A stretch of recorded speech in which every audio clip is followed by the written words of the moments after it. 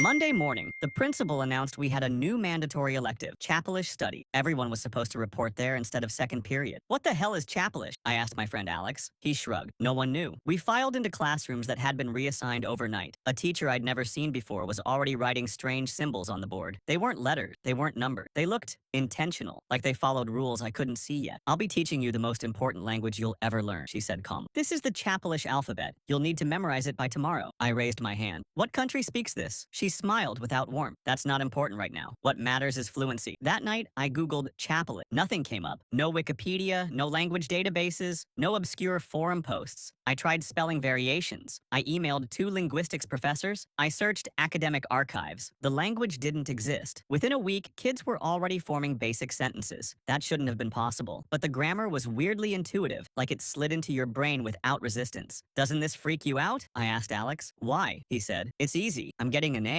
By the end of the first month, Chapelish was everywhere. Signs in the hallway, teachers using phrases in other classes, kids speaking it between periods because they wanted to practice. The principal called it an innovative pilot program, even though the school board had no record of approving it and the Department of Education had never heard of it. I started recording lessons, studying structure, 37 characters, no Latin roots, no Germanic structure, no tonal patterns, not Asian, not Indo-European, not anything. Then I found out we weren't alone. 17 other schools, different states, all started teaching Chapelish on the exact same Monday. Same alphabet, same grammar, same teachers refusing to explain where it came from. A Reddit thread popped up comparing notes. It vanished within hours. I stayed after class and confronted the teacher. Why these schools? I asked. You were selected. By who? That's not important right now. You're teaching a language that appeared out of nowhere, I said. All languages are made up, she replied. But they have history, I said. This doesn't. She erased the board slowly. Some things are meant to be learned, not understood. By month 2, everyone was obsessed. People said thinking in Chapelish felt clearer, cleaner, ideas snapped into place faster. Alex stopped responding to texts unless I wrote in it. Study groups switched languages without noticing. The worst part? I was getting fluent too. Even resisting it, the language crept in. Sometimes I caught myself thinking in Chapelish and had to force my way back to English like pushing through fog. Then the teacher introduced advanced Chapelish. New symbols, ancient looking. They hurt to stare at too long. Progress to what? I asked. She looked straight at me. Understanding why you're learning this. I couldn't follow the lesson. Everyone else could. They took notes in symbols that seemed to shift when I tried to focus. That night, I woke up with a pounding headache. The symbols were burned into my vision. I started documenting everything. Symptoms, dates, cognitive fog, headaches that only happened after class. Other students felt clearer. I felt worse. My mom listened, actually listened. She suggested I stop arguing feelings and start questioning process, rules, consent. So I researched FOIA requests. I emailed linguistics professors. None recognized the language. One suggested it might be artificial. Another said it didn't match any known family. The nurse dismissed my headaches. Drink water. The school, though, Chapelish had taken over. Posters, vocabulary charts, the gym, the cafeteria. The library had a whole shelf dedicated to it. It wasn't a class anymore. It was infrastructure. I questioned the principal publicly at a school Q&A. Where did it come from? Who approved it? He answered with buzzwords. Innovative, future ready, pilot program. Never the question I asked. Alex stopped hanging out with study groups iced me out. Friends said I was making it hard for everyone. That's when I noticed something in the advanced textbook. A vendor logo. An educational assessment company. I followed the trail. Grants. Private foundation funding. Educational innovation. I contacted students from the deleted Reddit thread. Same logo. Same grants. I filed FOIA requests. When the documents came back, most pages were blacked out. Non-disclosure agreements. Private foundation funding. Restricted information. I sent everything to a local education reporter named Camilla. She helped me understand what I was looking at. This wasn't about teaching a language. It was about controlled lexicon testing. A made-up language with no cultural advantage, no ambiguity, no creativity. Perfect for standardized cognitive measurement. Students weren't learning to communicate. They were being trained to produce predictable responses. Behaviorist drills, pattern recognition, conditioning. That clarity everyone felt? It was the mental ease of operating inside a cave. No one had consented to being part of a study. I emailed a school board member with the documents. He replied. He wanted to meet. At the coffee shop, his expression changed as he read. He hadn't been told about NDAs, or the research component, or the foundation ties. He put Chapelish on the board agenda. The teacher admitted privately she was under NDA pressure. Trap. The principal didn't deny anything. He deflected. Then, Camilla uncovered the final piece. The principal sat on an advisory panel for the same foundation funding Chapelish. Conflict of interest. Her article went live 3 days before the board meeting. The room was packed. Parents, students, teachers, media. I spoke, presented the timeline, the FOIA documents, the petition with over 100 signatures. Other parents followed, angry, blindsided, asking why no consent forms existed. The principal tried talking points. A board member interrupted. "Ade." The district attorney admitted the board hadn't been fully informed. The vote came quickly. Mandatory to opt in. Consent required. Full disclosure mandated. Unanimous. Afterward, the hallways felt different. Pressure lifted. The class became voluntary. Less than half stayed once they knew the truth. The teacher finally taught honestly. Alex texted, "I didn't get it before. I do now. We're still figuring things out." The district adopted new transparency policies, consent requirements, oversight. I sleep better now, not because I won, but because I asked the right questions,